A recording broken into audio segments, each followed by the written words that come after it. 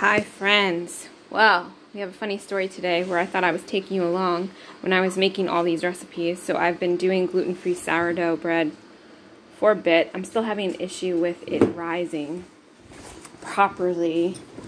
So it's not as tall as I would like it to be, but it is a journey that we are playing with. So I'll take it out so you guys can see it. But you can see it's kind of flat. So this is my hand. It's not rising properly, but it tastes good and I'm not reacting to it. So that's a bonus. I will include the recipe in the comments if you want to try it for yourself. So anyway, with doing sourdough, you have to discard every time. And so this whole half-gallon jar was filled and I was like, what am I going to make with this discard? And so I had made the pizza recipe before and it turned out well. So I thought, okay, I'll make pizza.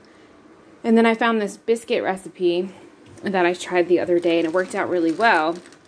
And you're supposed to make it, roll it out and cut it out. I just did it as drop biscuits. It worked just fine. I used a gluten-free blend and followed the recipe. I also then made, this is pancakes, so I have trouble flipping pancakes. It's not my forte, so I can make lots of complicated recipes, but if you ask me to flip a pancake, I can't do it. So this is like a sheet pancake, so I made it, and this will be breakfast for the week. I did some caramelized onions. I'll be barbecuing skirt steak tomorrow. Today it's raining. And what else did I do today? I kind of can't remember. It's all been a blur. But this is the pizza I did. So it is a gluten-free sourdough pizza. I topped it with arugula, caramelized onions, some oyster mushrooms that we grew, some grilled chicken that I had grilled the other day, and I'm going to put this organic cashew milk mozzarella, crumble it on top because I don't eat dairy or gluten. Inside here, we've got our regular pizza, still cooking, waiting for the cheese to melt, and I will then top that pizza with broccoli, onions, and some of the caramelized, broccoli peppers, and some of the caramelized onions. Although I meant to just cut up a raw onion, but I didn't do that, so maybe they won't have onion on it. But yeah, so it's been cooler here this week. I did an event last night locally, talking about herbalism, talking about breathwork, and I've been doing some preservation recipes. I did do a tomatillo salsa. I had some jar failures, so this one is in the fridge. But what I did with the leftover salsa, because I ran out of candy jars again, was I made a chicken enchilada soup, and all I did for that was add homemade canned bone broth, chicken bone broth, and then I had turkey that I had canned, and so I added that.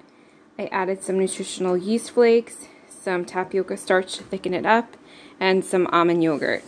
And it was a win. It was good. I cut some green onions from the yard. You can see here I've got some plum tomatoes that I've been trying to harvest and stay on top of, especially if it's going to rain, so that I don't have tomatoes splitting. And I'm just trying to use what we have. We do have some squash on the vine still growing, but we still are dealing with hornworms. So it's been a journey this gardening season, and there's been lots of lessons. There's been lots of exhaustion. There's been lots of frustration. But at the end of the day,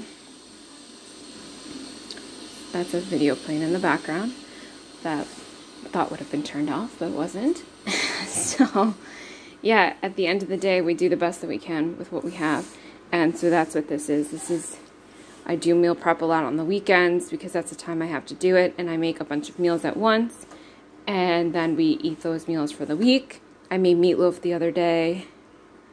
On Thursday, I think I made meatloaf. I formed some burgers. I roasted some sweet potatoes.